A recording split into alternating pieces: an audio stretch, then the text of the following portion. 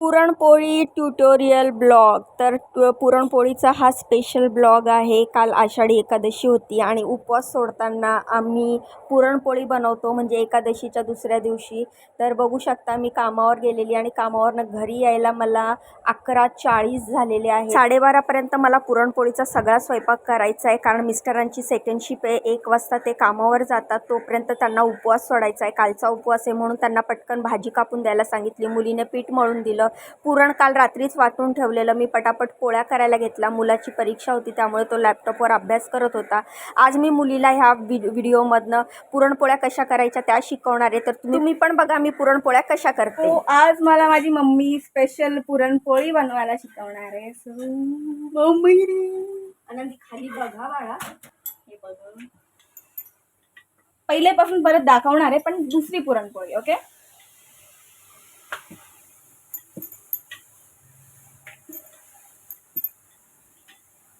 आपल्याला जिथून जाड वाटते ना तिथून असं लाटायचं, म्हणजे पुरण आपलं शेवटच्या काठ पर्यंत कॉर्नर पर्यंत जातं.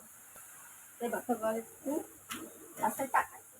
आता बघा ही छोटीशी पुरी, आनंदी बघ, ही छोटीशी पुरी अशी हे करून घ्यायची. ठीक आहे, इथून पातळ करायची आणि ही अशा हातात घ्यायची. हे घेतलं पुरण. हा, मध्ये जाड असं पुरण आहे ना, असं व्यवस्थित असं दाबायचं, भरपूर टाकायचं पुरण. आणि त्यानंतर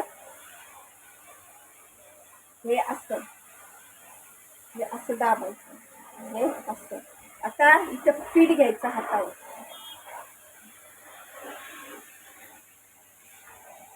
हे बघ असं, हे जे पुरण आहे ह्या बोटाने इथे कॉर्नरला घ्यायचं. इथे आपण पळतो.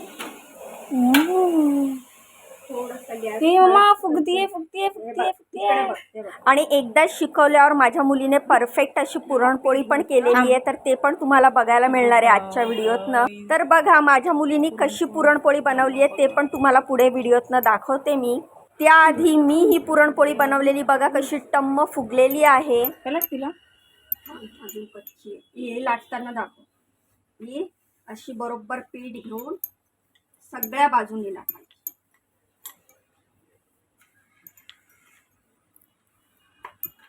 आणि हे आता इथं पुरण दिसतंय, इकडे नाही दिसत आहे. हे बघ, इकडे नाही दिसत आहे ना, मग ही खाली ठेवायची आणि हे वर ठेवायचं, म्हणजे आपल्याला कळेल चिटकतंय का. ठीक आहे, आणि सगळ्या बाजूनी लाटायची. आता ही पोळी तुम्ही पाहिजे तेवढी मोठी करू शकता, अजिबात तुटणार नाही. तर ह्या छोट्या छोट्या टिप जर तुम्ही फॉलो केल्या ना तर तुमची पुरणपोळी अजिबात फाटणार नाही. मस्त अशी टम्म अशी फुगेल आणि पुरणसुद्धा बाहेर येणार नाही.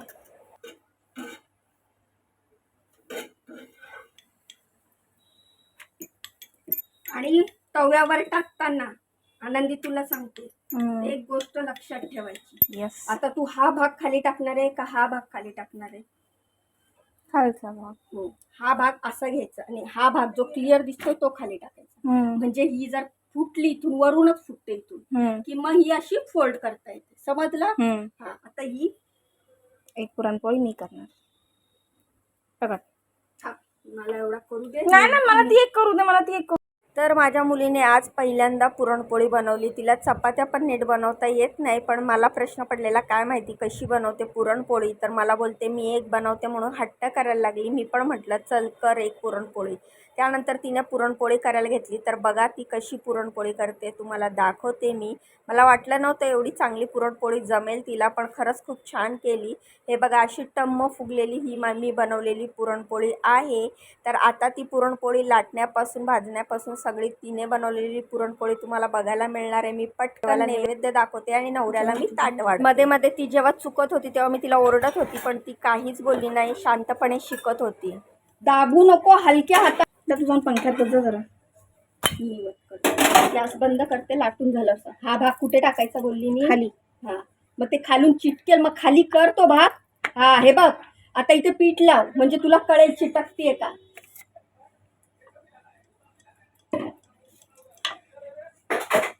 गोल बनती, गोल गोल एकदम छोटी गोल झाली गोल, तरी चालेल. एकदम गोल गोल गोल पुरणपोळी. फाडू नकोस. पप्पा, माझ्या हाताची पुरणपोळी खाणार ना?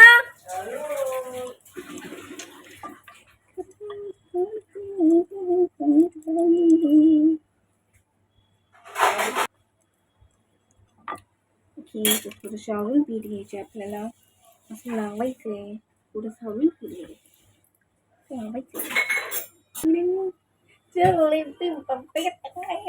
आनंदी मला व्हिडिओ टाकायचा आहे बाळा, तर असं तुझं सगळं नीट नको हे करू.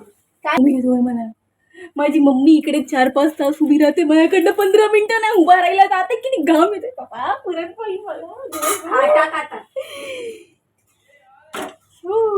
आणि थांब, त्याच्यावर जेव्हा हे येईल तेव्हा पलट. काय येईल? वर आली की पलट आणि फुगली पाहिजे. कुणासाठी? मम्मीसाठी. माझ्यासारखी मी फुगलेली आहे. मम्मी तू इकडे 4 तास गॅस समोर उभी राहते, माझ्याकडनं 15 मिनिटं उभा राहिला नाही. तुम्ही खायचा तो आता नाही हालच बघितलं. थोडं थोडंच ठेव एका प्लेट मध्ये. अहो देवाला दाखवून हात जोडून काढा ना अरे ते लगेच. आईला जे ठेवतो ते मला खायचं असतंय. देवाला दाखवून लगेच खायचं म्हणजे देवाला दाखवली कशाला मग? मग हे आदित्यला दे. मम्मी हलकी हलकी फुगली आहे. हा, पलट, ह्याच्याने पलट. ठीक आहे, लाव जरा. थांब जरा बघ. माझी पुरणपोळी आणि आणखीन एक ताट तुम्हाला वाटतं. नाही का, याच्यात ठेव देवाला. पकड. पप्पा माझी नाही हे ठेवा देवाला, आदित्य खाईल. अरे बाबा आता नको तेल लाव. ते, राहू दे. संध्याकाळ थोडं 1 तासाने आंघोळ करून खाईल. पप्पा बघा ना, पप्पा आगे ती मस्त फुगली आहे पुरणपोळी. पप्पा मम्मी सारखी. मम्मी सारखं तर कोण नाही म्हणू शकत, मम्मी सर्वात best. I am just trying to be a little bit like her. पलटू का मम्मी?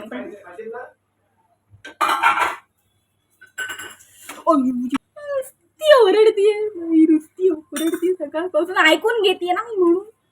मी शान बाळ, मी कुमान बाळ. दे दे प्लेट दे. हे बघा, हे आहे माझं शाणं बाळ. मी ओरडत होती पुरणपोळी करण्याबद्दल आणि शांतपणे ऐकत होती आणि तिचे हे सगळे नौटंकी चालू होती. कारण मला कॉमेडियन बनलं पाहिजे.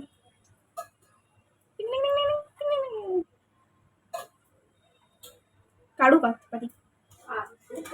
आणि गॅस बंद कर. Let me show your guys about my चढली गरम लागली मग. पुरणपोळी मी बनवली, फुगली आहे, अप्रतिम आहे, सगळं मस्त आहे, फक्त खायच्या लायकीची नाही कारण की गळली आहे. बाय. फायनली पहिलं ताट वाढून मी देवाला नैवेद्य दाखवलं. हे ताट मिस्टरांना वाढलं.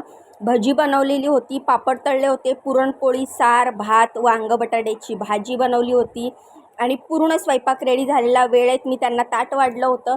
1 वाजता ते निघतात, तोपर्यंत माझा स्वयंपाक रेडी झाला होता. 12:30 वाजता मी स्वयंपाक रेडी केला.